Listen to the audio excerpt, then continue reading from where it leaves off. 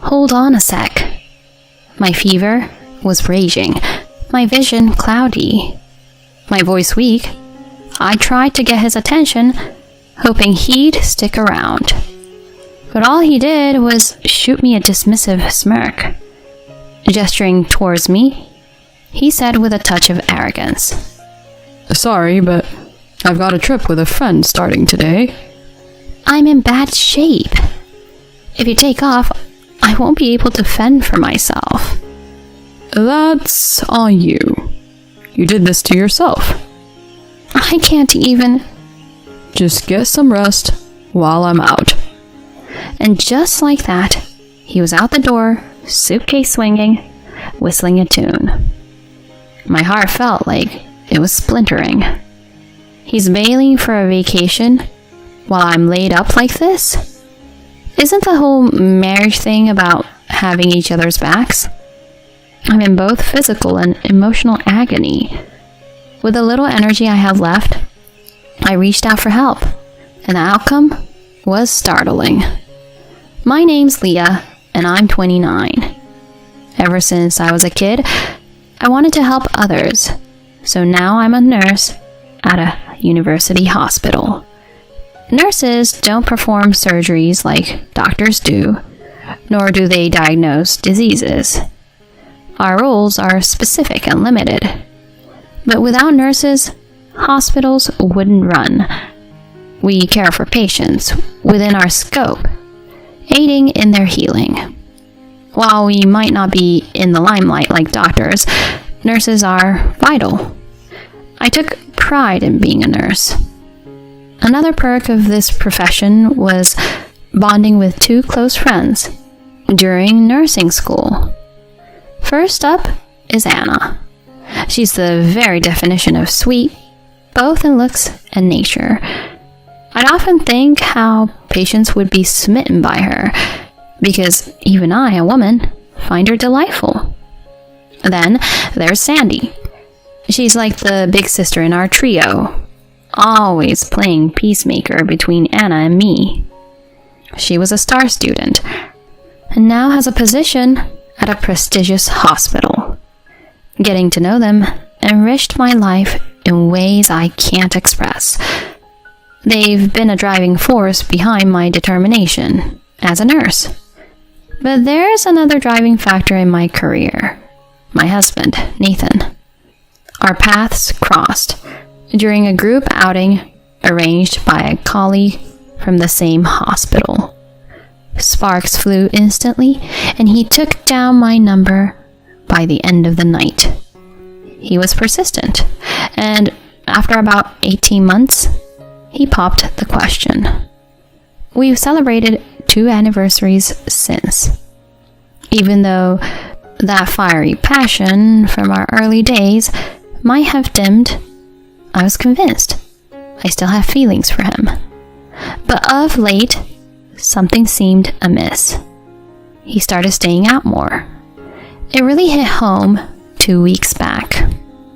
He's typically back by 7 p.m., but that night, the clock struck 8, and still no sign of him. I shot him a text. Running late today, but got radio silence.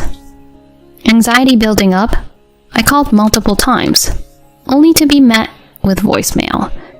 He finally strolled in after 11 p.m. What kept you? I've been out of my mind with worry. I tried reaching out so many times. I blurted out, my voice louder than intended. He seemed ticked off for a split second, but soon resumed his usual warm demeanor. "Oh, my bad. Got drinks with some colleagues and missed your calls and texts." You went out? You usually give me a heads up when you have plans. Today was just hectic. I really apologize. I promise to be more considerate next time. All right, just keep me in the loop. I can't help but worry. I understand. If I'm late in the future, there's no need for you to stay up for me. Claiming he needed a shower, he exited the living room. After all these years together, his behavior felt out of character. Was he not himself today? His fleeting irritation when I confronted him made me skeptical about his evening out story. He'd always inform me in the mornings about his evening plans. Many questions raced through my mind, but dwelling on them wouldn't rewrite the day. Although uneasy, I chose to put my apprehensions aside.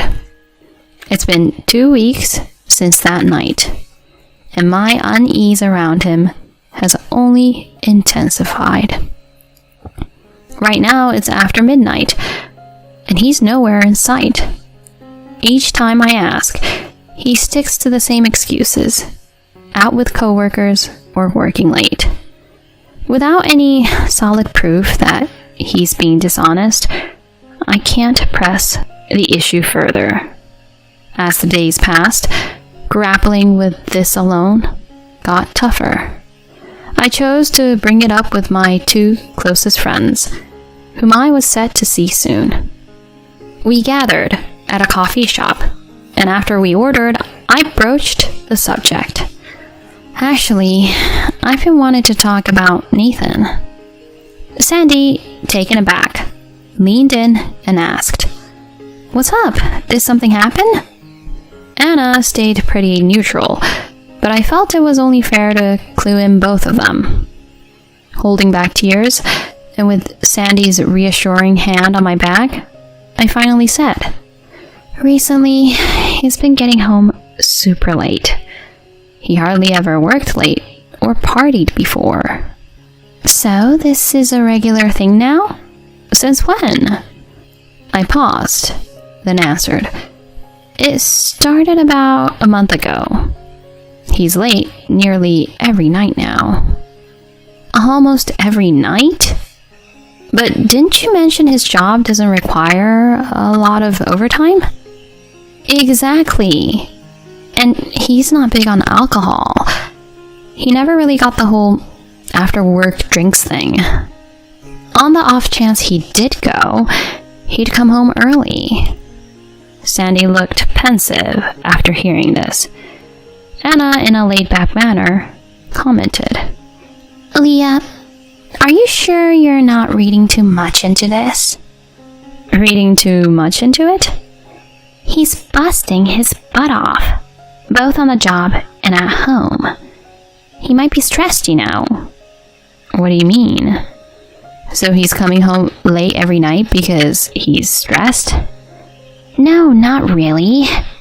Sometimes folks just want a break from home. You get me?" Sandy gave Anna a sharp look, clearly annoyed, and retorted, "Excuse me?" Anna didn't flinch, not showing any regret for her words. This raised an eyebrow for me. Even if Anna had a point, was this the right time or place to voice it? Especially to someone seeking guidance? Maybe she was just playing devil's advocate because we're tight. Regardless, her remarks hurt. I was on the verge of tears, but didn't want to make things more uncomfortable.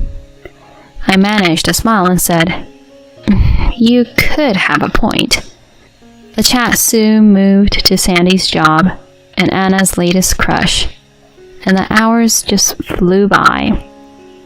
When we left the coffee shop, Anna quickly mentioned other commitments and made a beeline for the subway. Now, alone with Sandy, her demeanor shifted to something more serious. "What's on your mind, Sandy?" I asked, trying to keep it light. Looking sorry, she responded, "I've been mulling over Anna's comment. It felt off. Why would she back up your husband when you're clearly upset?" "Well, maybe that's just how she sees it. Still, she could have phrased it differently, right?" Anna's words did sting. I wasn't looking for pity, but I at least wanted someone to get where I was coming from. Anna's stance, especially since it was so uncharacteristic, seemed to side with Nathan. Distressed, I said my goodbyes to Sandy. On the way back, I was caught in a sudden rainstorm, and before I knew it, I was drenched. Instead of heading for a shower right away, I paused at the front door, lost in thought about Anna's words, and my husband's change in behavior, tears mixing with the rain on my face. The next morning, I woke up feeling feverish, and a splitting headache set in. My vision was fuzzy, and my body felt like it weighed a ton. Fortunately, I didn't have work, so I took a moment to check my fever. My eyes widened when the thermometer read 103.6 degrees Fahrenheit. I couldn't remember the last time I was this sick. Thirst overcame me, but moving felt impossible. Pushing through, I made my way to the living room, where I found my husband gleefully packing a small suitcase. Where are you headed? Oh, didn't I tell you? I'm out for the next 3 days. Hold on, you never told me. And you're leaving today of all days? Look, it's been on the books for a while now. You should have given me a heads up. His face tightened at my words. In a flash, he was making his way to the door, suitcase in tow. Hold on a sec. My fever was raging, my vision cloudy, my voice weak. I tried to get his attention, hoping he'd stick around. But all he did was shoot me a dismissive smirk. Gesturing towards me, he said with a touch of arrogance, Sorry, but I've got a trip with a friend starting today. I'm in bad shape. If you take off, I won't be able to fend for myself. That's on you. You did this to yourself. You're in the medical field, yet you're so helpless. I can't even... Just get some rest while I'm out. And just like that, he was out the door, suitcase swinging, whistling a tune. My heart felt like it was splintering. He's bailing for a vacation while I'm laid up like this? Isn't the whole marriage thing about having each other's backs? I'm in both physical and emotional agony. I need help. With what little energy I had, I called someone for assistance. Sandy was my lifeline. After a quick chat, she showed up loaded with electrolyte drinks, meds, ice packs, and fruit. After getting some rest, I felt a world better, and the fever had dialed down. Sandy, you're a lifesaver. I'm feeling way better. Really? That's great. But, I've got some news. Spill it. This might not be the best moment, but Anna might be more than friends with your husband. Come again? Trying to clear up my confusion, she flashed a pic. It showed my just departed husband and Anna, both toting suitcases, grinning ear to ear. What's the deal here? I had this hunch ever since our coffee meetup. Then, on my way here, I spotted them. Anna and my Nathan? Really? Is that why she was covering for him the other day? Looks that way. I immediately called my husband's workplace, finding out he had indeed taken a few days off. My nerves quickly flipped to fury. This is unbelievable. He dished me, feeling awful to jet off with the woman he's seeing on the side. And she's my right-hand gal? How dare he? This is war. But for the moment, I opted to rest up and recharge. Sandy stayed overnight, not wanting to leave me alone. Come morning, things took a wild turn. While brainstorming with Sandy, my cell buzzed. It was Anna. Sandy signaled for me to pick up. Her shaky voice came through. Leah, your man, Nathan, he's gone. Wait, what? What did you say? I'm telling you, Nathan's no more. Did you catch that? Get to the hospital now. She hung up quick and shot over the hospital info. Sandy and I rushed to the hospital. In the waiting area, I spotted a shaken Anna, looking defeated. I left Anna with Sandy and darted to my husband's room. When I told them I was his wife, they weirdly pointed me to a regular room. Hold on, where's my husband? I asked, clearly rattled. The nurse responded by opening the door, showing Nathan swathed in bandages from head to toe. He went ghost white seeing me. I waved Sandy over, bringing Anna into the room. Anna's eyes bulged, blurting out, "What the heck?" Sandy, who'd gotten the scoop from Anna, filled me in. Nathan blew through a red light with Anna and wound up in a wreck right in front of her. She had assumed he was gone after seeing him lifeless and unresponsive as paramedics took him away. If he had died, their secret would have been blown wide open. She probably figured the jig was up and decided to loop me in. He probably didn't see that coming. Seeing Nathan's strained face, I snarked. Crashing the car on a cheat date? Maybe karma's real after all. You got what was coming. But hey, good thing you're still breathing, huh? Get ready for life post-divorce thanks to your little side gig. Buckle up. Hold up. You're talking divorce? You're kidding, right? I fired back. Do I look like I'm kidding? You ditched me, sick as a dog, to run around with my BFF. I think I just let that slide. Just so you're clear, I'm not budging on this. Prepare for the storm I've got ready for you and Anna. Without another peek, I stormed out. I got the sounds of him hollering and Anna's cries, but I tuned them out. Back home, a quick check of his tablet uncovered all the proof I needed of his two-timing. Armed with the goods, I hit up a law office, kicked off the divorce, and pressed for a payout. The evidence made for a fast divorce. Plus, I got a lot of money from the two of them in damages. Nathan, always bad with money, had been blowing cash left and right on Anna. Sandy and I later found out Anna had bailed on her job and lately had been leaning on guys for cash. My now ex-hubby was just one on her list. She ended up in the hole trying to cover the damage fees. After a ton of fights, their fling fizzled out.